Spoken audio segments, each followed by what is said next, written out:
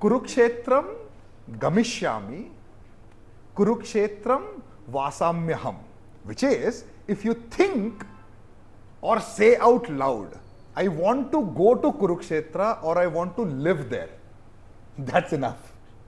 You don't even have to actually get the flight ticket to Delhi and then go to Haryana. If you just think in your mind that one day I want to visit and settle there, that's good enough to attain Swarga.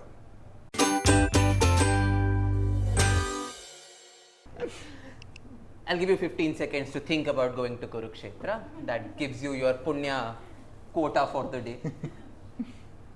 The story of Kurukshetra. What is Kurukshetra? It is the Kshetra of Kuru, right? Now, it's an interesting thing that in the Moola Mahabharata, right, the original text of the Mahabharata, and when I say original text, I am largely referring to what is called as the critical edition of the Mahabharata, right? This is Mahabharata researched over 70 plus years, multiple texts in different languages read and analyzed by scholars, and on that basis a particular version of the Mahabharata is created, and this is called as the critical edition of the Mahabharata. The Bhandarkar Oriental Research Institute, Bori, based out of Maharashtra, does this, right?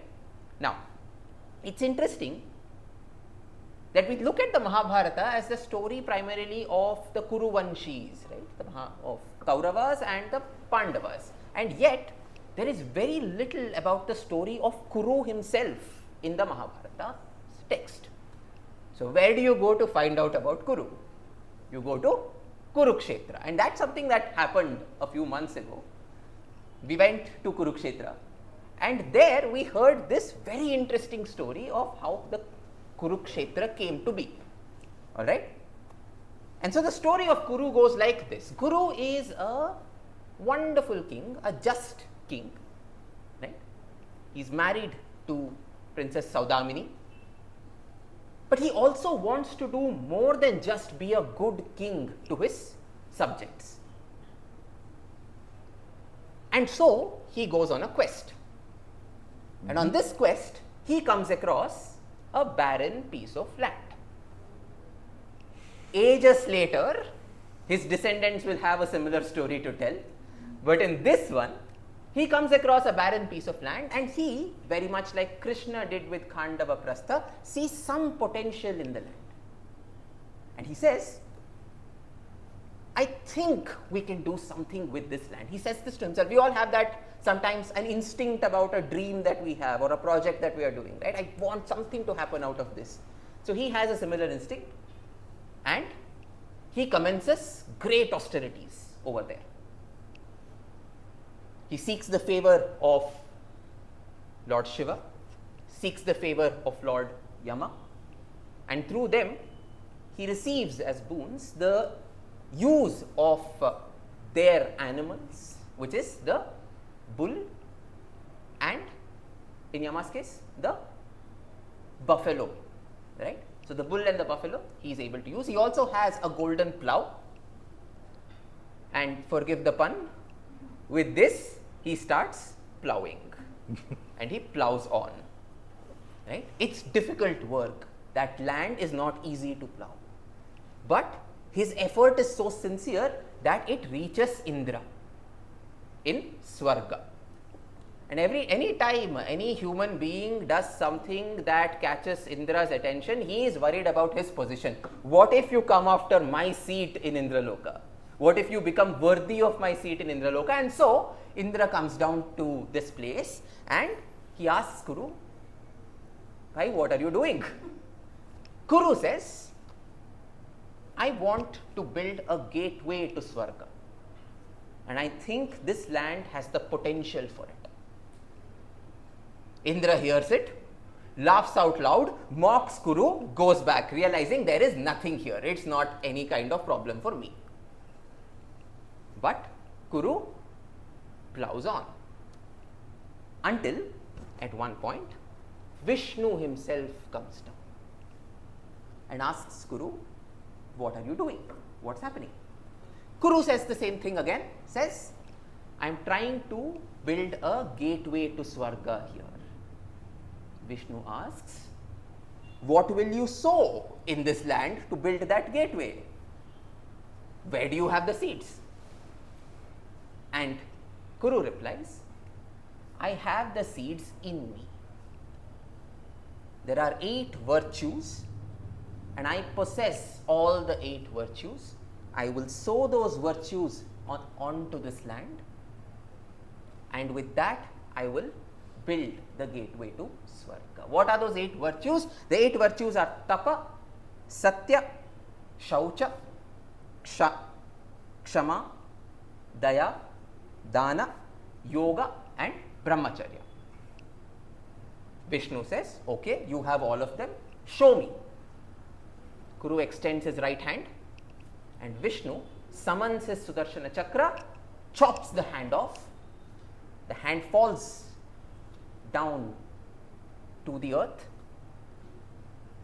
The 8 virtues that Kuru is talking of, they get distributed among the Devatas, the Daivas, and some of it gets into the land. It is said that the land of Kurukshetra, that particular land that he was plowing, it is watered by his blood. This story is not available in the Mula Mahabharata. This is a story that you hear in Kurukshetra from the people there, right? So there's a little bit of folklore that the sand Yes. is red in color. Yes. And does that go back all the way to Kuru's story, or when? It is primarily, when you hear that story, that is in reference to the war of Kurukshetra. That's where that particular story comes from. But the people there also believe that Kuru's blood has also been integrated into the land of Kurukshetra, right? And so, gives out his right hand, it is chopped, the land is now, land has the 8 virtues. And Vishnu is so impressed with Kuru that he asks, what do you wish for? I will give it to you. Kuru's dream has been consistent throughout. I am building a gateway to Swarga. Yeah. Right? Which means, with these 8 virtues, Tapa, which is austerity, Satya, which is truth, Shaucha, which is purity, Kshama, which is forgiveness, Daya, which is generosity or compassion, Dana, which is charity, Yoga, which is discipline, and Brahmacharya, which in this case is self-control, you can attain. These are the qualities you need to attain Swarga. But what Kuru asks is one step more. He says, if anyone comes here to this land or dies here in this land or even thinks about this land, they should now have a gateway to heaven, a gateway to Swarga.